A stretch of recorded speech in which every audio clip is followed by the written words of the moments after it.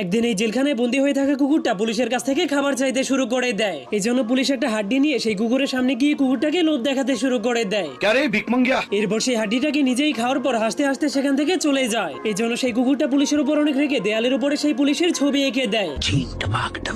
আর নিজের রাগ কমানোর জন্য সেই পুলিশের ছবিটাকে মারতে গেলেই জেলখানার দেয়াল ভেঙে যায়। যা দেখার পর তার মাথায় একটা আইডিয়া আসলে সে দেয়ালটাকে আরো বেশি করে ভেঙে জেল থেকে পালিয়ে যায়। কিন্তু তখন সেই কুকুরের মালিক তার কুকুরটাকে অনেক খোঁজাখুঁজি করছিল।